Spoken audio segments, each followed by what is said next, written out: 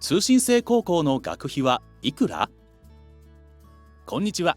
通信制高校ナビのナビスケです。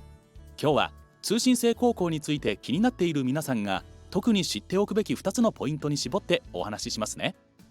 1つ目が学費はどのくらいかかるのか、そして2つ目が少しでも学費を安く抑える方法はあるのか。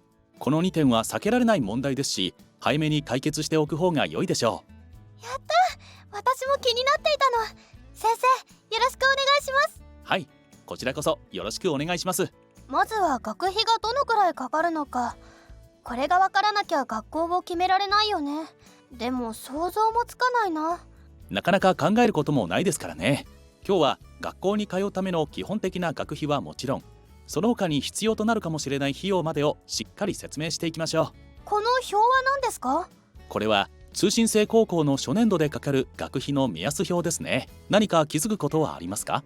なんだろう。あ、公立と私立でかかるお金が全然違う。その通り、公立の通信制高校は比較的学費が安く設定されており、すべて合わせて年間4から6万円程度で通うことができます。一方で私立高校は年間25万円からと公立に比べ費用が高くなっています。そんなに違いがあるんだ。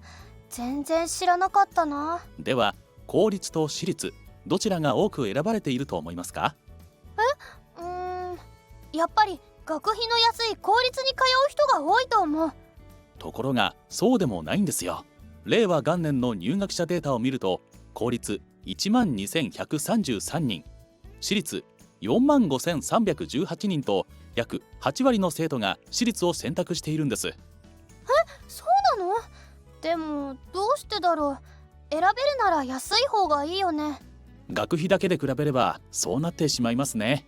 ただ私立は公立と比べてレポート提出がウェブサイトやメールでできたり、学習の進め方やサポート体制が充実していたり、様々なメリットがあるんですよ。なるほど。お金だけじゃなくていろいろな面で比べる必要があるんだ。私立は特に疑問点や不安をそのままにせず、しっかりと学習を進めていくことが可能になる体制が整っています。またテストやスクーリングの日程についても私立は柔軟な対応が期待できる部分もありますね。なるほどな。費用だけで決めちゃダメなんだ。それでは学校以外でかかる費用についても知っておきましょう。学校以外でどんなお金が必要になるんですか？人によりますが、例えば選んだ高校が遠方ならスクーリングを受けるための交通費が必要ですよね。また学校に通うのが久しぶりだ、自分の学力に自信がないなどの場合はサポート校という卒業をアシストしてくれる機関の利用もできるんです。サポート校はどのくらいお金がかかるんですか？サポート校の学費は登校日数やコース、設備などによって大きく変わります。平均すると初年度納入金で50万円から100万円ほどですね。この金額は私立の全日制高校と同じくらいの金額です。そしてサポート校だけでは高校卒業はできないため、通信制高校にも同時に入学することになります。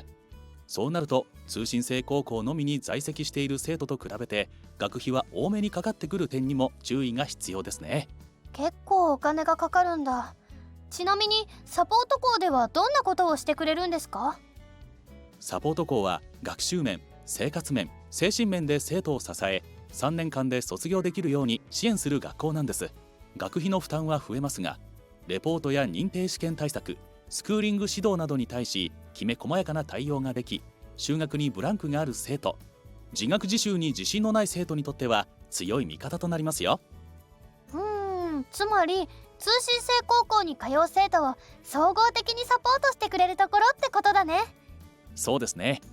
他にも不登校で悩んでいる方ならカウンセラーによる心のケアに重点を置いているサポート校や、在学中に特技を伸ばしたい方ならダンス、芸術、美容などの資格取得や職業体験に力を入れているサポート校も人気ですよ。いろんなサポート校があるんだね。通信制高校の学費については分かってきたけど、やっぱり高いと思っちゃうな。学費を少しでも安くする方法があったら知りたいです。もちろん方法はあります。ここからは生徒たちを助けてくれる制度を3つ紹介していきますね。1つ目は奨学金です。